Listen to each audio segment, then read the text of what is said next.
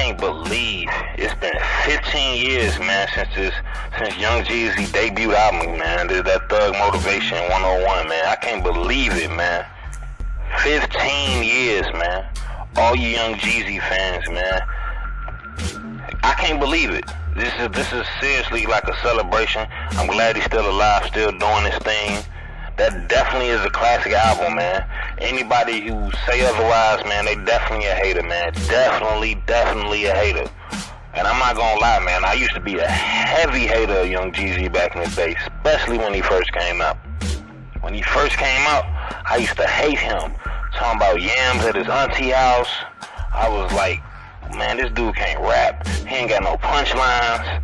I was real big on them punchlines and real on lyricism and metaphors and stuff back in that time. But it took me a while. I didn't catch on to Young Jeezy. I ain't started rocking with Jeezy until that second album, to the Inspiration, the 102, Hypnotized. The song he had with R. Kelly. I ain't even want to mention him, but just scratch that. Forget R. Kelly. He had other tracks on there that was fire. Bunch of Jeezy Like to Drink, Jeezy Like to Smoke. He had so many, but that's when I got on to Jeezy. That 102, the Inspiration. That first album, I didn't catch them vibes. I didn't catch that at all. When I first heard people playing that Young Jeezy 101, Thug Motivation, I used to cover my ears. I used to hate it. I'm like, oh, why is they playing this? I didn't understand it. It took me a long while to see that talent in Jeezy and see how cold he actually is, man. I didn't understand it at all. But what got me on to it, like, it was so many people listening to it that one something, that 05 something, it was ridiculous, man. Radio, videos, 106 in Park, people bumping it out the car. I'm already guessing, I didn't know. Wasn't old enough to go to the clubs at that time, but I'm already know clubs was playing it. Everybody I knew was playing it. People was talking about it, and I always disagree with them. Like, man, that's whack, that's garbage, that's trash. But one of my homeboys I was playing basketball with, man, he used to every time I go over to his house to play basketball with, he be bumping Young Jeezy, that first album. Still didn't get into it. I promised myself. You gotta remember, man, it wasn't like how it is now. Music was not accessible like that was, man. You bought a CD, you either got it from a bootleg man, or you got it from the fucking store, or you downloaded it yourself off a computer if you had one. So that first album, to me, and it was just, you could see it, you could feel it. It got so much play, and people was rocking with it so much. I was like, man, I'm definitely gonna see what that second album about, if he come out with another one.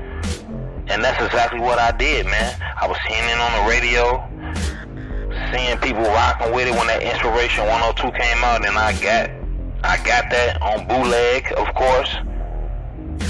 And it was fire. The Inspiration 102. That album was so good to me, I went back to the store and I had to buy his first CD, the album I'm talking about now, Thug Motivation 101. I had to go buy that from the store. I love the album cover, man. It kind of got him just like sitting up, looked like in a room full of drawers of money. I don't know. I can't really vote. I don't know what kind of. I never really understood, but I always liked the album cover, the booklet inside of it, man. I still got the album to this day, man. The way he kick it off, every song. Like, this not really like a review like I do the other ones and stuff. I'm just really just celebrating that energy that was out with it, man. Every song, it was just fire. I was so upset that I didn't get the album when it first came out like everybody else did. It took me a while to get on this first album, but this first album a classic, man. It really ain't got no skips at all. People that didn't even like rap, I knew that didn't like rap music, liked this album and was liking Young Jeezy. Everybody was rocking bootleg Young Jeezy snowman shirts. I seen so many people with fake snowman chains, shirts, fake snowman towels, all kind of stuff. Jeezy was killing the game at that time. It was a lot of people out there rocking with a lot of people at that time, but Jeezy was killing that summer and shit, man. He had Manny Fresh on the beat on that hit with the yams at the auntie house. The whole album, the features. He had Bun B. He had a few people on there. He got some classics on there, man. He got from the Trap Star to Get Your Mind Right to there's so many tracks. Like, it's no skips. This is an album I put up there with Get Rich or Die Trying, Me Against the World, What's the Game's Been Missing.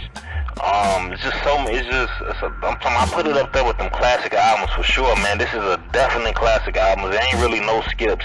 You can learn a lot of shit from this album. I knew old white people who was bumping this album.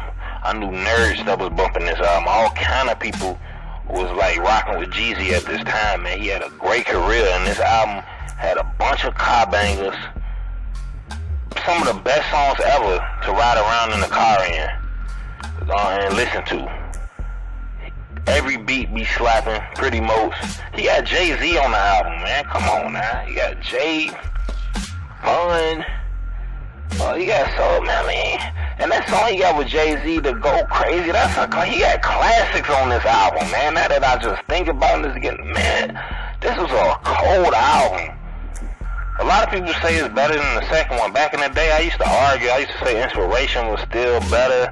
And then now, just when I think about it though, when the age, we're talking about which one age better, man. This 15, it's been 15 years, man, and all of these albums still go like it ain't nothing, man. Like, that's one thing about Jeezy, man. I still rock out with Jeezy to this day. If he came out with an album right now, I would rock with it, listen to it. To me, he never lost his touch at all. He always been killing it. A lot of people be hating. I be talking a lot of garbage and stuff, you know. Be probably Gucci fans or something like that. I don't know. I never was a Gucci Man fan at all. Never was. So Icy, that song he got with Young Jeezy when Jeezy first came out. I didn't really like that song at all, but I thought the video was decent, and I thought I thought it was a cool video. It wasn't one of my favorite videos, but I thought it was a cool video. It definitely was a cool video, but never was a Gucci fan. He had a few hits that I used to like not used to like, but I thought was good. Like, I thought Lemonade was decent. Gucci Time, a few tracks I thought was good, but I always preferred Jeezy over Gucci. Preferred T.I. over Gucci, Rick Ross over Gucci, Bankroll Fresh over Gucci. Damn near everybody. He like one of the, to me, the worst artists. I would listen to Soulja Boy over Gucci, and I do listen to Soulja Boy over Gucci. That's a fact. They're definitely Young Jeezy. To me, they not even close in comparison. I hate when people compare them to, but you know, they came out at the same time and together with the So Icy shit. But anyways, man, this is a classic album, man. A lot of people know Jeezy was just killing shit, man. He got that co-sign from Jay early in the game, man. How many people can say they got Jay-Z on their debut album? Jeezy wasn't even playing fair when you think about it, man. That man had Jay and Bun on his debut album. He had classics, just classics on that album, man. That's a fire album. I think he gave that song I think the album had like 17, 18 tracks or something like that on there. I don't know, man. I could be wrong, but it was a big album. It wasn't nothing short, like no 9 or 10 songs, nothing like that. Not even 12. It was a heavy album, man. The videos he had for the singles and shit. You remember back in the day when they used to have like the video vixens, like the official ones, not like these Instagram dots or whatever y'all call them. You know, that's just the name they call them and stuff. But they had like the video vixens back in the day, like the Melissa Fords, the Vita Guerreras, the bunch of them, man. It was so many of them. Buffy the Body. It was so many of them back in the day. That's when, like, if you had one of them in your video, like, you was doing some shit. But like, Jeezy was killing that shit. All his videos was fire. It took me a while to catch on, but this is just a celebration to that album. Like, I'm finna be bumping this all day because it's 15 years old, man. It don't even feel like it's 15 years old. Man, imagine when we get to that 20 mark, that 20 years in of this album. But this was just a fire classic album that stood the test of time. That's a definite fact. When I think of 2005, this definitely was one of the best things to come out of it. That's a fact.